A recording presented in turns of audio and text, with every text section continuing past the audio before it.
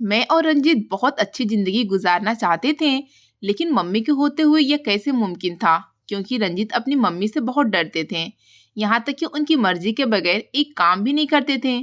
लेकिन मैं रंजीत की इस आदत से बहुत परेशान थी। मैं उन्हें हर रोज यही कहती थी, आप क्या हर बात अपनी माँ से पूछ कर करते हैं? कोई काम उनके बगैर भी कर लिया करें। लेकिन नहीं, रंजीत जब भी कहीं जाने लगते तो पहले अपनी मम्मी को पूछ कर जाते, और जब वापस आते तो सबसे पहले अपनी माँ के पास आते थे। और अगर मुझे कहीं भी बाहर लेकर जाना होता तो पहले अपनी माँ से इजाजत लेते। अगर वो हाँ करती तो मुझे ले जाते, अगर वो ना कर देती तो फिर वो मुझे कहीं नहीं लेकर जाते थे। मुझे रंजीत की इस हरकत पर बहुत गुस्सा आता था। मैं सोचती थी कि क्या मसला है, शादी के बाद भी मेरी जिंदगी में सुकून नहीं है। हर लड़की के कुछ ख्वाब होते हैं कि वो शादी के बाद ऐसे करेगी वैसे करेगी, लेकिन जहाँ मेरी सास जैसी सास हो वहां पर ऐसा कुछ भी नहीं हो सकता। मेरे पति मेरी सास के इस कदर गुलाम थे कि जो कुछ भी कमाते वो अपनी माँ को ला कर देते थे, और सारा घर का खर्च रुपया पैसा सब कुछ मेरी सास के पास ही होता था। और अगर मुझे रुपया भी चाहिए होता तो भी मुझे उनसे मांगना पड़ता। एक दिन मैं और रंजीत अपने कमरे में बहुत खुशगवार मूड में बैठे थे कि तभी नौकरानी ने हमारा दरवाजा खटखटाया। रंजीत ने दरवाजा खोला तो नौकरानी ने कहा, मैडम की तबीयत खराब हो रही है। तो रंजीत मुझे छोड़कर फौरन अपनी माँ के पास चले गए। जाकर देखा तो वह बेहोश थी। जल्दी से मैं और रंजीत उन्हें अस्पताल ले गए। वहां जाकर डॉक्टर ने जांच किया तो बताया कि इनका बीपी बढ़ गया है। हम बीपी को कंट्रोल करने की कोशिश कर रहे हैं। डॉक्टर दवाइयाँ लगाने लगे, ग्लूकोज लगाया। 24 घंटे बाद जब उनका बीपी कुछ कंट्रोल हुआ तो डॉक्टर ने कहा कि आपके लिए एक बुरी खबर है। मैं समझी कि मेरी सास मर गई है, लेकिन डॉक्टर ने बताया कि इन्हें लकवा हो गया है। अब ये चारपाई पर ही रहेंगी और अब आप लोगों को उनकी बहुत देखभाल करनी है। हो सकता है कि भगवान कोई चमत्कार दिखाएं और ये ठीक होकर चलने लग जाएं। हम मम्मी को वापस ले आए। घर लाकर रंजीत ने मम्मी को उनके कमरे में लिटाया और एक नौकरानी से कहा कि वो हर वक्त उनके पास ही रहे, और रंजीत कमरे में आ गए। मैं भी कमरे में आई। पूरी रात से तो जाग रहे थे, मुझे भी नींद आने लगी। रंजीत ने कहा कि तुम अभी नहीं सो सकती, पहले तुम किचन में जाओ और मम्मी के खाने का इंतजाम करो, कुछ हल्का फुल्का सा बना दो, फिर सो जाना। डॉक्टर ने कहा है कि हल्का फुल्का खाना देना है, इसलिए तुम खाना बनाकर और नौकरानी को यह कहकर सो जाना कि वो मम्मी को खाना खिला दें। मैंने कहा मैं सुनीता से कह देती हूँ, वो खुद ही खाना बना लेगी। रंजीत ने कहा कि नहीं, मुझे उस पर यकीन नहीं, तो खुद जाओ और खाना बनाओ। और मैं किचन में गई और खाना बनाया। मेरा दिल कर रहा था कि इस औरत को जहर दे दूं, क्योंकि यह औरत मेरे सुकून की दुश्मन बन गई थी। खैर मैंने खाना बनाया और सुनीता से कहा कि मम्मी को खाना खिला देना, और अब मैं सोने जा रही हूँ। मैंने खिचड़ी प्लेट में डाली और मम्मी के कमरे तक छोड़ आई। मैं अपने कमरे में आ गई। अभी मैं लेटी ही थी कि मुझे रंजीत ने कहा, तुम सो क्यों रही हो? जाओ देखो मम्मी ने खाना खा लिया है। मैंने कहा मैं खिचड़ी बनाकर देकर आई हूँ, अभी वो आराम कर रही हैं, जब उठेंगी तो सुनीता खाना खिला देगी। मैं सो गई। शाम को रंजीत मेरे उठने से पहले ही अपने मम्मी के कमरे में थे और टांगे दबा रहे थे। मैंने रंजीत से कहा कि आपने खाना खा लिया है? उन्होंने कहा कि नहीं, मैं बस तुम्हारे उठने का इंतजार कर रहा था। मैंने कहा चले आ जाएं, मैं खाना बना रही हूँ। मैं जल्दी से दाल चावल बनाई। मैं और रंजीत मम्मी के कमरे में ही खाना खाने लगे। मम्मी देख तो सब रही थी, सिर्फ बोल नहीं पा रही थी। यह देखकर मेरे दिल को बहुत सुकून हो रहा था कि मम्मी सिर्फ मुझे देख ही रही थी, इसके अलावा उनसे मुंह तो चला ही नहीं जा रहा था। मैंने कहा कि शुक्र है आप यह सिर्फ देखेंगी और अब ये हम पर हुक्म नहीं चलाएंगी और ना ही मुझे रोक टोक करेंगी। पहले मैं मम्मी के सामने रंजीत के साथ बैठकर खाना भी नहीं खा सकती थी, क्योंकि मम्मी गुस्सा करती थी। इज्जतदार लड़कियां इस तरह की बेशर्मी वाले काम नहीं करती। मैंने मम्मी के सामने अपना हाथ रंजीत के बाजू से निकालकर बाजू पकड़ा और मैंने मम्मी की तरफ देखा तो मम्मी मेरे हाथ को ही देख रही थी। मुझे बहुत मजा आ रहा था। फिर हमारे साथ वो हुआ जो नहीं होना चाहिए था। रंजीत ने नौकरानी को निकाल दिया, क्योंकि वो अपनी मम्मी की देखभाल में खुद इतने लगे थे कि वक्त पर ऑफिस ना जा सके, तो उनके दोस्त ने उन्हें जलील करके निकाल दिया। रंजीत घर आकर कहने लगे, समझ नहीं आ रहा कि हमारे साथ क्या हो रहा है। पहले मम्मी बीमार हो गई और अब मुझे नौकरी से निकाल दिया गया है। ऑफिस वालों का कहना है कि मैंने उन्हें बताए बगैर छुट्टियां की है, जबकि मैंने उनसे कहा भी कि मेरी मम्मी बीमार है, इसलिए मैंने छुट्टी की और इसी टेंशन में मैं बता नहीं सका। मुझे माफ कर दे, आइंदा से मैं शिकायत का मौका नहीं दूंगा। लेकिन उन्होंने मेरी एक नहीं सुनी और मुझे नौकरी से निकाल दिया। अब मुझे समझ नहीं आ रहा कि मैं किस तरह घर चलाऊंगा और किस तरह मम्मी की ज़रूरत को पूरा करूंगा। मम्मी का इलाज भी इतना महंगा है और मम्मी की बीमारी ऐसी है कि बहुत ज़्यादा ध्यान रखना पड़ता है, क्योंकि दिन में रोजाना मम्मी की मालिश करनी पड़ती है। मुझे रंजीत ने बताया कि 2-3 छुट्टियों की वजह से उन्होंने मुझे निकाल दिया है। मैंने कहा आप कुछ भी करें, माफी मांग लें, वापस अपने ऑफिस चले जाएं, क्योंकि इतने पैसे तो हम कहीं से भी नहीं ला सकते जिनसे यह घर चल रहा है। आप भी तो ऐसी कोई सेविंग नहीं की जिससे हम इस वक्त इस्तेमाल करते हैं जब आपकी नौकरी छूट गई है। रंजीत ने कहा तुम ठीक ही कह रही हो, लेकिन मैं माफी मांग चुका हूँ, इसके बावजूद उन्होंने मुझे इस नौकरी से निकाल दिया है। मैंने कहा कि रंजीत आपने कैसी खबर सुनाई है, अब हम सुनीता को पैसे कहाँ से देंगे, घर का खर्चा कैसे करेंगे, सब कुछ तो आपने ही मैनेज किया हुआ था। रंजीत ने कहा कि मम्मी बीमार है, वरना मम्मी से जरूर पूछता और वह हमारी इस मामले में मदद जरूर करती। मैंने कहा कि आप मम्मी से बात करने की कोशिश करें, हो सकता है उन्होंने आपके पैसों से कोई सेविंग की हो, वह किसी इशारे से ही आपको कुछ बता दे। रंजीत ने कहा कि मुझे मम्मी के ठीक होने का इंतजार है, फिर मैं कोई काम ढूंढूंगा। चलो तब तक मैं घर पर ही रह लेता हूँ। ऐसा करते हैं सुनीता को काम से हटा देते हैं और मैं ही मम्मी की देखभाल संभाल लेता हूँ। मैंने कहा यह आप क्या कह रहे हैं? रंजीत ने कहा बिल्कुल ठीक कह रहा हूँ, मैं यही 24 घंटे मम्मी के कमरे में ही रहूंगा और तुम अपने कमरे में आराम करना और तुम बस खाना बना देना, बाकी मैं खुद ही कर लूंगा। मैंने कहा मुझे इतनी सख्त ड्यूटी की आदत नहीं है, मैं किस तरह इतना काम करूंगी। रंजीत ने कहा तुम पर कोई खास बर्डन नहीं है, सिर्फ तुम्हें खाना बनाना है और बाकी काम मैं खुद कर लूंगा। मैंने कहा सुनीता के बगैर कैसे गुजारा होगा, वो तो बहुत से काम कर देती है। रंजीत ने कहा सब हो जाएगा, बस तुम सुनीता को पैसे दो और कहो कि सुबह से आने की जरूरत नहीं है। मैंने सुनीता को तनख्वाह दी और उसे कहा कि अब कल से तुम नहीं आना। उसने कहा कि यह आप क्या कह रही हैं? मैंने कहा कि मैं मजबूर हूँ, मैं कभी नहीं चाहूंगी कि तुम इस घर से कभी भी जाओ।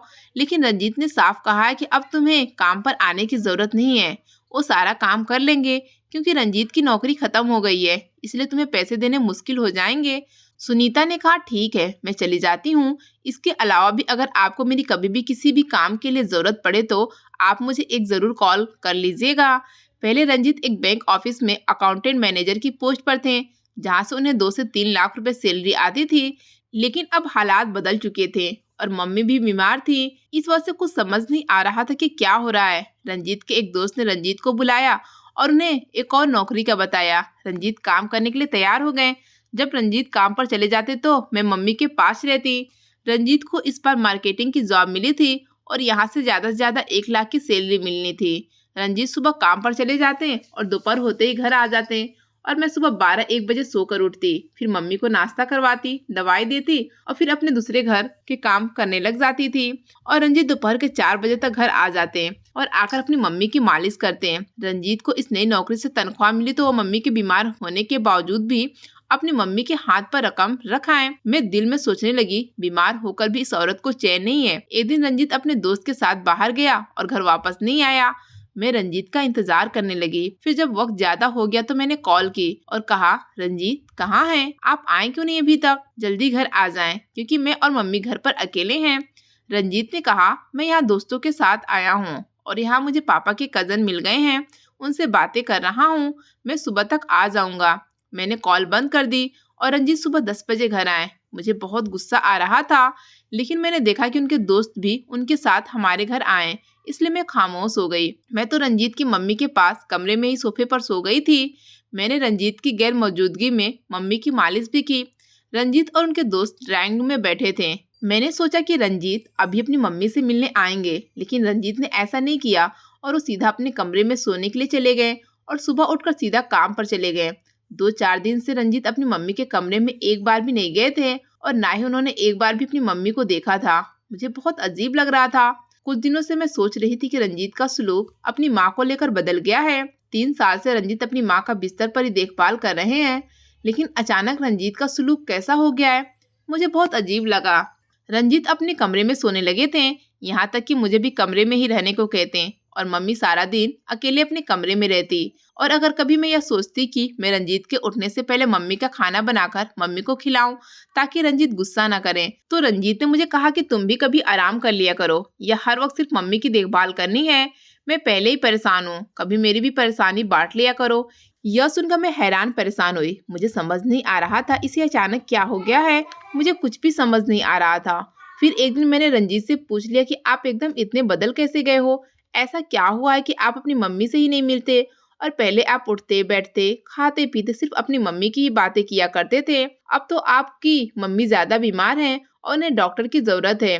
रंजीत ने फौरन से कहा, डॉक्टर की जरूरत है तो मैं क्या करूं? मैंने अपनी पूरी जिंदगी जो कुछ भी कमाया इन पर लुटा चुका हूँ और अब मेरे पास कुछ भी नहीं है। इतने रुपए भी नहीं कि मैं इन्हें किसी डॉक्टर के पास ले जा सकूं। मैंने कहा, ऐसा क्या हुआ जो आप उनसे इस तरह खफा हो गए हैं? रंजीत ने कहा, ऐसा कुछ भी नहीं हुआ, बस अब मेरा दिल नहीं करता कि मैं इनकी देखभाल करूं। मैंने कहा, पहले मैं नहीं चाहती थी कि आप इतनी अपनी मम्मी की देखभाल करें, कभी मेरे बारे में भी सोच लिया करें।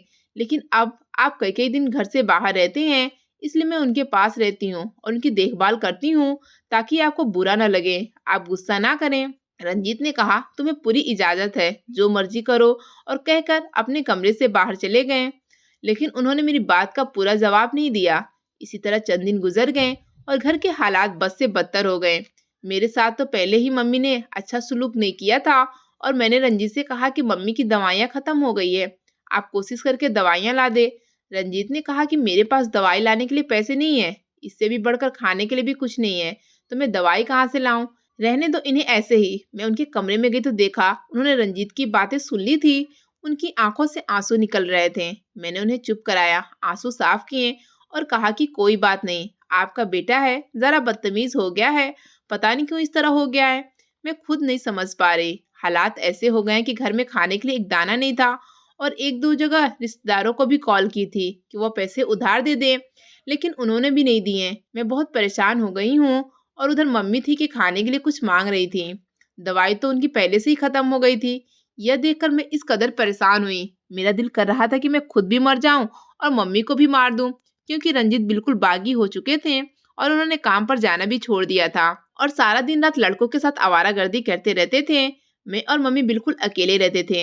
मैंने इरादा कर लिया कि मैं मम्मी को जहर दे दूंगी, इसलिए 2 दिन खाने में जहर मिलाकर मम्मी को खिलाती रही और तीसरे दिन मम्मी ये दुनिया छोड़कर चली गई। जब मैंने रंजीत से कहा, रंजीत मम्मी को देखें क्या हो गया है, मम्मी मर गई हैं, तो रंजीत ने कहा, ऐसे कैसे मरी है, तुमने तो नहीं कुछ किया। मैंने कहा कि मैंने ही किया है, क्योंकि तुम हमारी तरफ कोई ध्यान नहीं दे रहे हो और हम भूखे हैं। मुझसे मम्मी की हालत देखी नहीं गई, क्योंकि पहले से वो बहुत तकलीफ में थी और अब इस वजह से मैंने मम्मी को आहिस्ता आहिस्ता जहर देना शुरू किया और आज मम्मी मर गई हैं। रंजीत ने जोर से चीखना चिल्लाना शुरू कर दिया और मुझे अपनी मम्मी के बेड के साथ बांध दिया और चिल्लाते हुए कहने लगा, ये तुमने क्या किया, तुमने मम्मी को मार दिया। अब देखना मैं तुम्हारे साथ क्या सुलूक करता हूँ। जो मुझे मम्मी नहीं दे सकी वो अब मैं तुमसे वसूल करूंगा।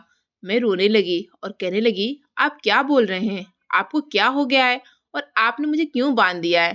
प्लीज मुझे खोलें। मैंने बड़ी मुश्किल से रंजीत से खुद को छुड़वाया और अपने घर वालों को कॉल की और बताया कि रंजीत की मम्मी मर गई हैं।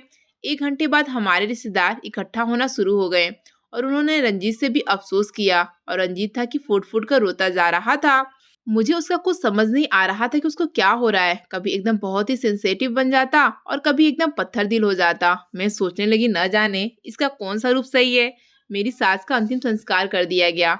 जब मेहमान अपने घर चले गए और मैंने सोचा कि अब मैं सुकून से रहूंगी, तभी मुझे रंजीत ने कहा, सब मेहमान चले गए हैं? मैंने कहा, जी रंजीत।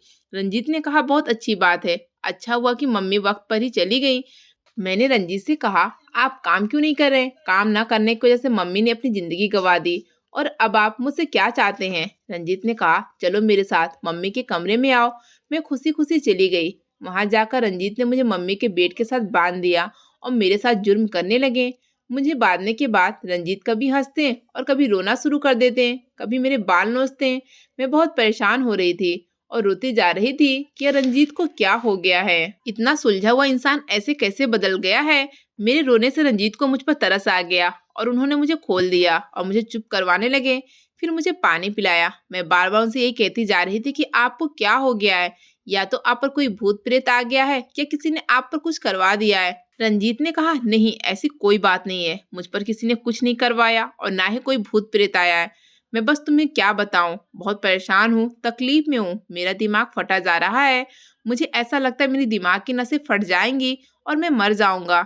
मैंने कहा कि आप ऐसे क्यों कह रहे हैं? रंजीत ने कहा कि तुम मुझे बताओ, मैंने अपनी माँ की देखभाल करने में कोई कमी छोड़ी है? मैंने कहा, बिल्कुल नहीं, आप तो अपनी मम्मी से बहुत प्यार करते थे, लेकिन यह अचानक क्या हो गया? उनके कमरे में जाना तक छोड़ दिया। रंजीत ने कहा, जब कोई आपके साथ बहुत अच्छा सलूक करता है तो बदले में आप भी उसके साथ अच्छा सलूक करते हैं, और जब कोई बुरा सलूक करता है तो उसके साथ बुरा सलूक करना चाहिए। मैंने कहा, आप ठीक कह रहे हैं, लेकिन मुझे समझ नहीं आई किसने आपके साथ बुरा सलूक किया है। रंजीत ने कहा, तुमने मम्मी को बहुत जल्दी मार दिया। उन्हें इतनी जल्दी नहीं मरना चाहिए था। मैं चाहता था कि यह औरत तड़प तड़प कर सिसक सिसक कर मरे। मैंने कहा कि ऐसा हुआ क्या है? वो दर्द से बहुत तड़पती थी, फिर खाना खाने के लिए तड़पती थी।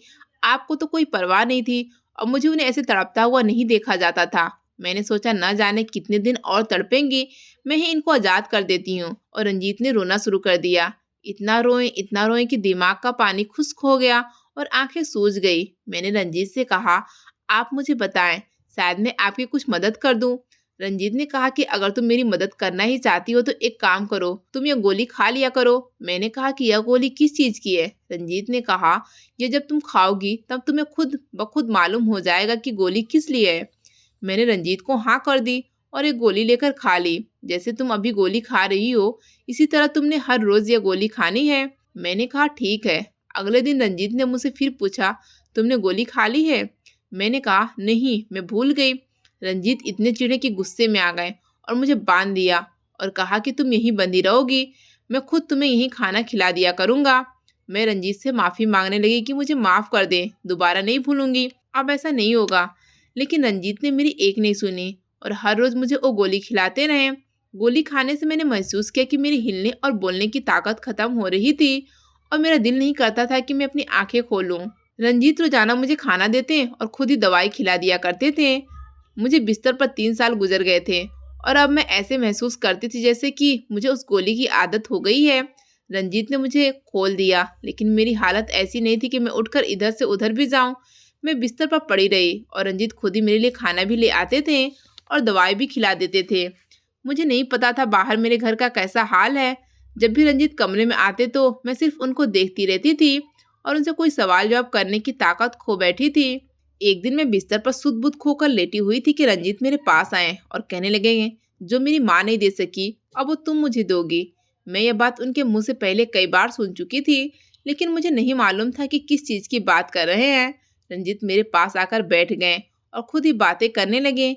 मैंने रंजीत के मुंह से ऐसी ऐसी बातें सुनी जिन्हें सुनकर मेरे पाँव के नीचे से जमीन निकल गई और मैं सोचने लगी कि मुझे उम्मीद नहीं थी कि रंजीत ऐसे भी कर सकते हैं, या यह सब रंजीत ने किया होगा। रंजीत ने मुझे बताया कि तुम्हें पता है कि मेरी मम्मी के साथ सलूक क्यों बदला हुआ था। तुमने कई बार मुझसे पूछने की कोशिश की, लेकिन मैंने जवाब नहीं दिया क्योंकि वो वक्त सही नहीं था, और अब वक्त आ गया है कि मैं तुम्हें सब कुछ बता दूं। रंजीत ने कहा कि जब मैं अपने दोस्तों के साथ गया था तो वहाँ मुझे पापा के कजन मिले थे। उन्होंने मुझे बताया कि मम्मी मेरी सगी मम्मी नहीं है, ये मेरी सौतेली माँ है, और इन्होंने जिस तरह मुझ पर दबाव डाला हुआ था उसी तरह मेरे पापा पर भी दबाव डाला हुआ था। और जब मैं छोटा था तो ये मुझ पर बहुत जुल्म किया करती थी, मुझे कई कई घंटे कमरे में बंद रखती, और इन्होंने प्रॉपर्टी के कागजात पर भी खुद ही पापा से दस्तखत करवा लिए थे और सब कुछ अपने नाम करवा लिया था। और इसी सदमे से मेरे पापा भी इस दुनिया से चले गए क्योंकि ये सब कुछ रंजीत का था जिस पर इस औरत ने कब्जा कर लिया था। मम्मी ने कभी भी मेरे साथ अच्छा सलूक नहीं किया, खुद खाना घर पर नहीं बनाती थी और अपने सहेलियों के साथ बाहर जाकर खाती थी और मुझे खाना देना भी भूल जाती थी। वैसे तो मैं कई बार ख्वाब में देखता था जिसमें एक बच्चा कमरे में रो रहा होता और कहता, मुझे माफ कर दे, मैंने कुछ नहीं किया, प्लीज मुझे खाना दे दे। लेकिन मैं समझ नहीं पाता था कि यह कौन बच्चा है जो मेरे ख्वाब में इस तरह आकर रो रहा होता है। मुझे मेरे ख्वाब की वजह तब मालूम हुई जब मुझे मेरे चाचा ने सारी बातें बताई, और उन्होंने यह भी कहा कि हम इसलिए तो तुम्हारे घर नहीं आते क्योंकि तुम्हारी सौतेली माँ एक बहुत ही खतरनाक औरत है। उसने तुम्हारे पापा को बिस्तर पर रखा और उसका इलाज भी नहीं करवाती थी, बल्कि जायदाद के लिए उन्हें गलत दवा दे दिया करती थी। मैंने दिल में सोच लिया कि अब मैं यही सब कुछ अपनी माँ से वसूल करना चाहता था, और तुमने उन्हें पहले ही मारकर सब कुछ खत्म कर दिया। अब इसलिए तुम्हें उनकी सजा भुगतनी पड़ेगी। मैं बिस्तर पर लेटी रोने लगी। रंजीत ने मेरे हाथ पांव सीधे किए और कहा, अब मैं तुम्हारे साथ भी यही कुछ करने वाला हूँ। क्या तुम्हें पता है, जब मेरा सुलूक मम्मी के साथ बदला हुआ था, मैं काम के सिलसिले में घर से बाहर रहने लगा था और तुम मम्मी की देखभाल करती थी। उन दिनों मम्मी ने तुमसे यह कहकर वकील को घर बुलवाया था और मम्मी ने यह सब कुछ तुम्हारे नाम कर दिया था। और जब मुझे यह मालूम हुआ कि सब कुछ तुम्हारे नाम हो गया है तो मुझे तुम पर भी बहुत गुस्सा आया, और अब मैंने सोचा है कि मैं तुम्हें भी ऐसे ही मार दूंगा जिस तरह तुमने मेरी मम्मी को जहर दिया है। और मैं यह सब कुछ अपने नाम करवा लूंगा। मैं दिल में सोचने लगी कि उस दिन एक आदमी घर आया तो जरूर था, लेकिन वह किसी भी तरह से वकील नहीं लग रहा था। तो फिर ऐसा कैसे कह रहे हैं कि मम्मी ने सब कुछ मेरे नाम किया है? रंजीत ने कहा, अभी मेरी जांच पूरी नहीं हुई है। जब मैं इस बात की जड़ तक जाऊंगा उसके बाद फैसला करूंगा कि तुम्हारे साथ क्या करना है। मैं बिस्तर पर बेसुध होकर लेटी रही और मेरे आंसू निकलते जा रहे थे। मैंने सोच लिया कि मेरी मौत है, और रंजीत ने जो बातें बताई और जिस हद तक जुनूनी हो चुका था, वो जरूर ऐसा ही कुछ करेगा। मैं प्रार्थना करने लगी कि काश कोई मसीहा आ जाए और मुझे इस दलदल से निकाल दे, मुझे ठीक कर दे, मेरा ठीक तरह से इलाज करवा दे। एक दिन रंजीत बाहर से आए और अपने कमरे में सीधा आकर सो गए। बाहर का मेन दरवाजा खुला ही रह गया था। बाहर से सुनीता गुजर रही थी और उसने दरवाजा खुला देखा तो उसे मेरी याद आई और उसने कहा कि क्यों ना मैं मैडम से मिलती चलूं। उसने मुझे कमरे में देखा तो मैं मम्मी के कमरे में लेटी हुई थी। सुनीता ने मुझे देखा और कहने लगी, मैडम यह आपका क्या हाल हो गया? उसे देखकर मेरी आंखों से आंसू निकलने लगे और मैं कोशिश करने लगी, उसके आगे हाथ जोड़ने लगी, लेकिन सुनीता समझ गई। उसने कहा कि मैं आपको डॉक्टर के पास लेकर जाती हूँ।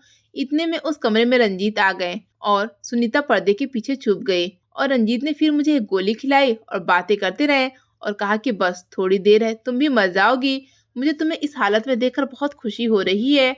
मुझे ऐसे महसूस हो रहा है जैसे कि ये तुम नहीं मम्मी ही हो, क्योंकि मेरी हालत रंजीत की मम्मी की तरह हो गई थी, उन्हीं की तरह कमजोर, और चेहरा भी मेरा बिगड़ चुका था। रंजीत बाहर चले गए और सुनीता बाहर आई। उसने कहा, मैं समझ गई हूँ कि आपके साथ क्या हो रहा है। उसने पास रखी टेबल से वो गोली उठाई और डॉक्टर के पास लेकर गई। सुनीता ने डॉक्टर को गोली दिखाई तो डॉक्टर ने कहा कि यह किस पागल डॉक्टर ने लिख कर दी है।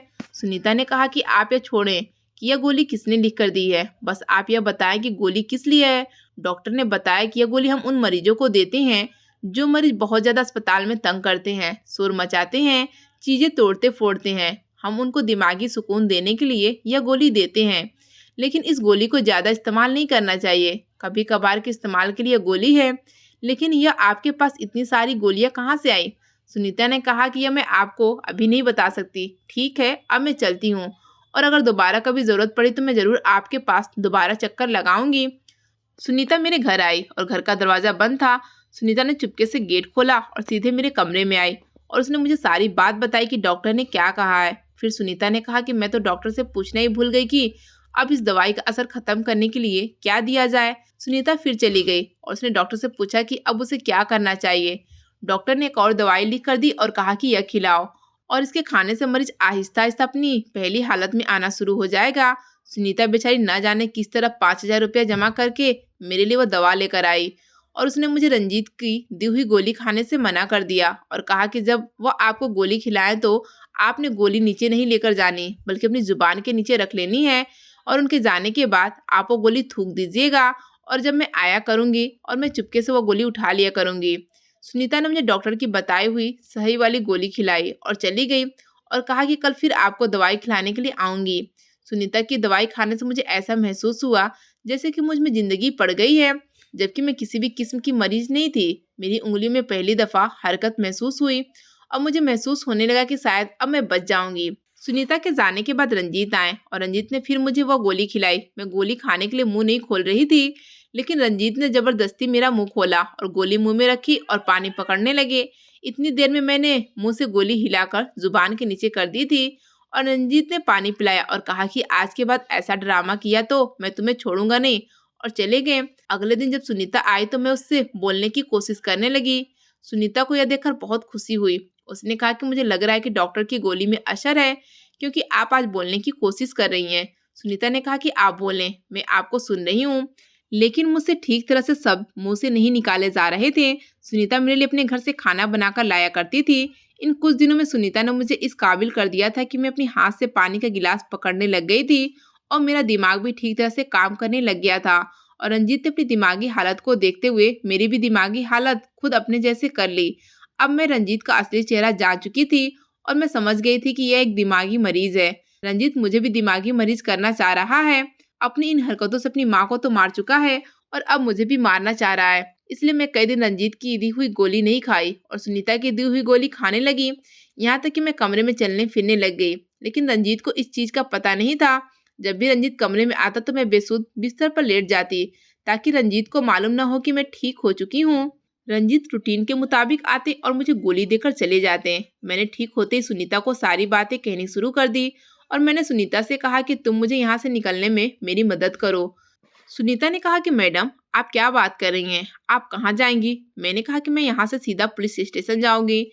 मैंने सुनीता के साथ मिलकर खुद को इस घर से बाहर निकाला और रंजीत इस हकीकत से बेखबर थे। मैंने जाकर पुलिस स्टेशन में सारी बात बताई और ये भी बताया कि मेरी सास खुद ही मर गई हैं क्योंकि भूख और बीमारी उन पर हावी हो गई थी और मैं खुद का नाम छुपा गई। पुलिस घर आई और पुलिस ने दरवाजा खटखटाया, रंजीत को बाहर बुलाया और पुलिस ने कहा, आपकी बीवी ने आपके खिलाफ रिपोर्ट करवाई है। रंजीत ने कहा, मेरी बीवी कैसे रिपोर्ट करवा सकती है जबकि वह तो बीमार है और अपने कमरे में है, वह तो बेचारी हिल भी नहीं सकती। पुलिस ने कहा, चलिए हमारे साथ दिखाएं। जब वो कमरे में लेकर आए तो मैं कमरे में नहीं थी, बल्कि मैं तो पुलिस के साथ घर के बाहर खड़ी थी। रंजीत देखकर घबरा गए। वो इस कदर डर गए कि अजीब सी हरकतें करने लगे, चीजें तोड़ने फोड़ने लगे। पहले पुलिस वाले रंजीत को पुलिस स्टेशन लेकर गए और फिर वहां से उन्होंने रंजीत को पागल खाने भेज दिया और मैं सुनीता के साथ अपने घर में रहने लगी। दोस्तों, उम्मीद करती हूँ आपको हमारी कहानी पसंद आई होगी। कहानी पसंद आई तो वीडियो को लाइक करें, चैनल पर नए हैं तो चैनल को सब्सक्राइब करें और हाँ, नोटिफिकेशन को ज़रूर दबाएं ताकि अगली अपडेट सबसे पहले आपको मिले।